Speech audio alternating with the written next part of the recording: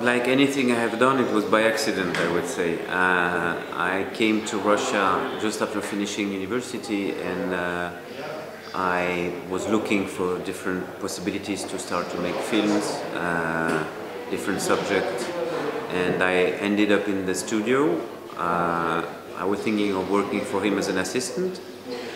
He recognized me because I had taken an interview for a cinema journal we had made while I was at the university a few years before, so he recognized me and he welcomed me on his set. But when I asked for a job, he said, no, I have many students of my own, you know, and so then, so I was actually saved, because otherwise I would still be working there, basically. And instead of that, I decided to make a film, because I was very impressed coming from a world of cinema, theoretical world, and just having written my diploma about those different kind of things. I had a feeling I had everything in you know, alive in front of me. Word from the 20s, from the 60s, and that's how I decided. So it's like some accident, I would say, and then some fascination for the character also.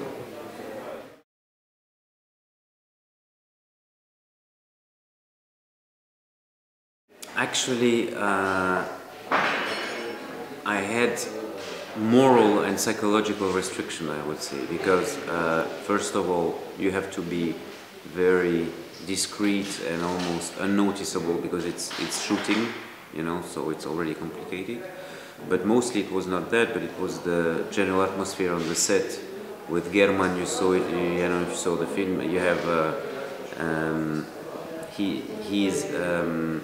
he's talking about me, he's talking about my presence in not the nicest way, but actually it was very funny for me, because I have a feeling that he's saying it with some irony. So because the words are very strong in Russian, it's some kind of dialect. So some people, many people are very shocked to watch this movie in Russia, because they see how harsh the language are, the situation are, the person is. For me, of course, I don't have this approach because I'm a foreigner, so I speak the language, but I perceive it differently, I guess, in terms of psychology. And but I can see in those words that although they sound harsh, they still are kind of. So I felt kind of accepted by him, so more or less free to do everything. But of course, there was always some kind of fear that I'm, you know, not completely welcome. In the sense that, okay, I'm welcome, but he would speak to me for some time, but after a while he would say, okay, now leave me alone, I have to work, you know, don't. And several times he told me, don't shoot now, or be unnoticeable, you know, or this kind of thing.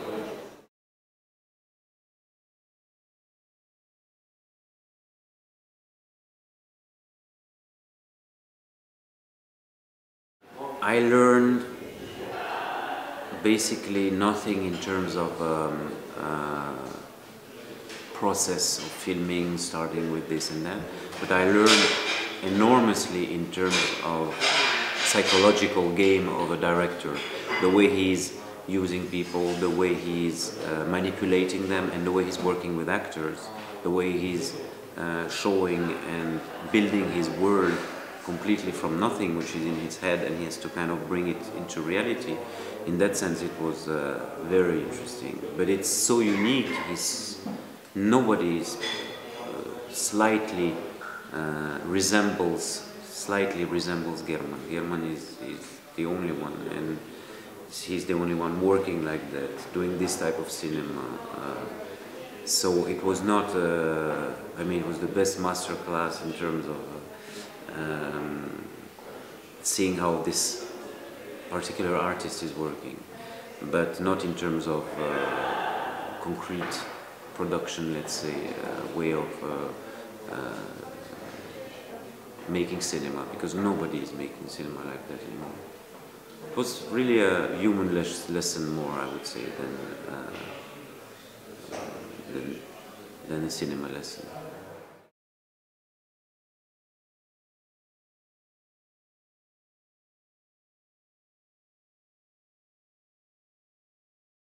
So it's a project, let's say, web documentary so far, but which can have different aspect to it, and the idea is to make a huge casting of people in Moscow. So far, in a month and a half, we had about 600 people. The best would be if there are 20 million people in Moscow, to have 20 million people coming.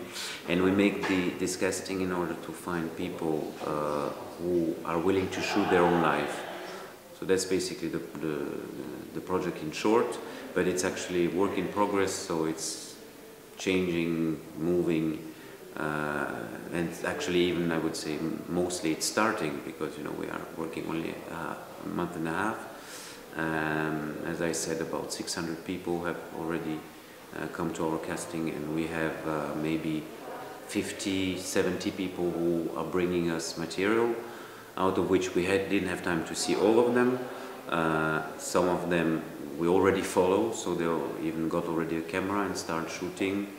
We start giving first advice, and we start editing the first short video of a short episode of their life, which will then be published on the site.